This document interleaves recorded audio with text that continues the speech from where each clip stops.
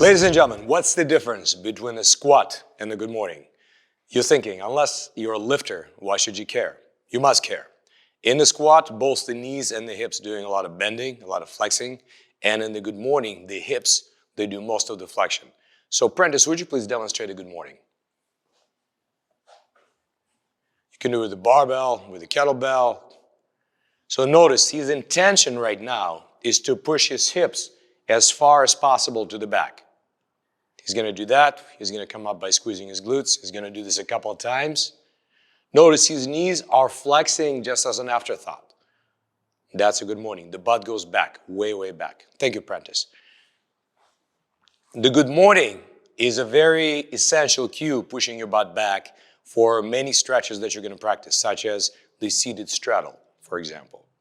But now, first, we're going to apply it to a very specific combination of a sumo stance, good morning, and squat. So Prentice, please assume, let's face that way, and please assume that wider stance that we used earlier. Okay, so first of all, squat, pull your hips out of the socket, squat down as deep as you can. Nice. Now, and do this again. Go all the way down. Now, place your hands on the inside of your knees. Now, what I want you to do is I want you to perform a good morning. So, try not to raise your hips, but push your butt back as far as you can, as far as possible, as far as possible. Stick your elbows inside your knees now. Pry them open, pry them open. Okay, now contract everything, tense everything for a few seconds, and release. And go side to side.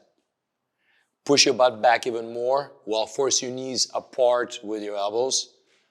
And tighten up, and release. And now try to let your belly drop down a little bit. So that's a little secret for doing a seated straddle. Not your chest, but your belly. And let's do this one more time. Pry, then contract, release. Contract, hold, release. Good. Let your belly drop. Lengthen your spine as much as possible, like you're lying down on your stomach.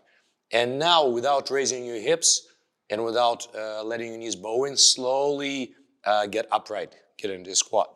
Slowly get upright, get upright, get upright. Now grip the ground with your toes, squeeze your glutes, and slowly stand up. And this lesson is going to serve you well in your splits.